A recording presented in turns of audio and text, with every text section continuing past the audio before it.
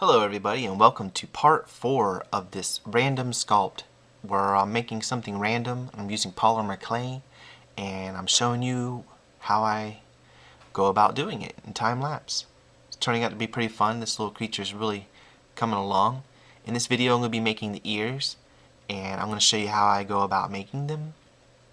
This is the first time I really did ears on camera, so it's pretty exciting. I do hope you enjoy. Let's get started.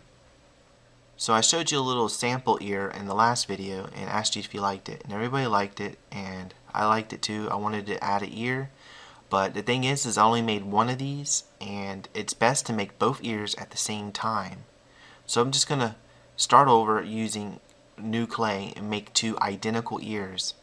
To help you achieve making identical ears, just roll out 2 sheets of clay using the polymer clay pasta machine at the thickest setting, and then stack them on top of each other and cut you a square out, because when you cut that out and you pull those 2 pieces apart, you have basically identical amounts of clay.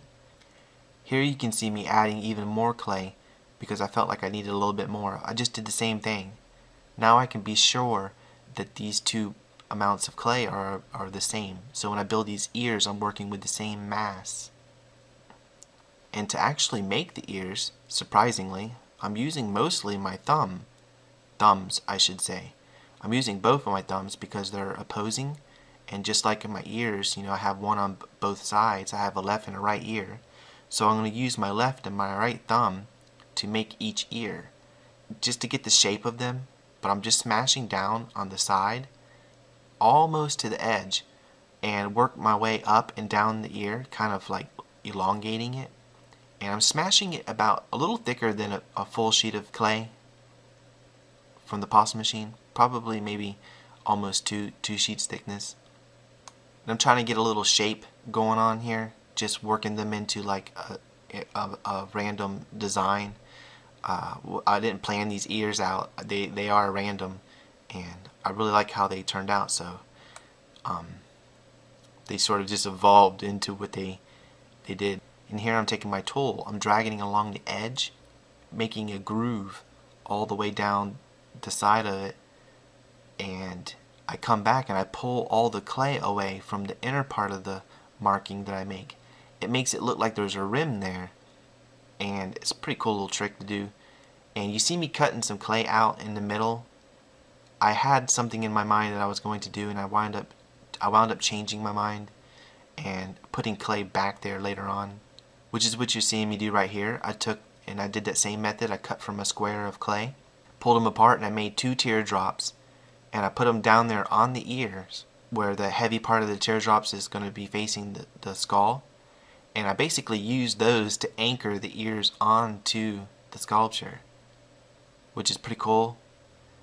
And I come back with some more clay and I basically weld those pieces together using new clay, like a bead of clay. I even used the teardrop itself to try to work this all in together. And just a few little wipes with the thumb and it all looks like it was meant to be, which is pretty cool. I love doing that. And I do it on the other side, same way, different perspective. Hope this looks a little bit better. Or between the 2 angles you can get an idea how I got these ears on there anyways. And on the back side you can see it, I'm pinching the ear to the skull, and I come back with a bead of clay and I cover that with that and drag both sides of it. I make a mark down the middle of it and drag both sides of it to either side, using my tool to do most of the work, so when I come back with my thumb it smooths away pretty nice, pretty easy. Getting a little shape going on with the ears, which that's not permanent. I can change it whenever I want. And then the last little thing I'm doing here, I'm cutting a log of clay at an angle, folding that in half, and then cutting those evenly. And basically they're ear extensions or eyebrow extensions. Or what they're doing is they're attaching the ear to the skull a lot better, and I work them on as if I'm going to keep them. I come back with my little palette knife and I cut them down. that's pretty much it for this. This is what I did to make these ears. This was really interesting. I really hope you guys enjoyed this video. Let me know what you think about it in the comments below, and in the next video I'll probably be doing the nose and the shoulders, the shoulder area, and that'll be getting this thing pretty close to being finished. Don't forget to like the video, it helps me a lot, and until next time, thank you so much for watching. I'll see you here again soon.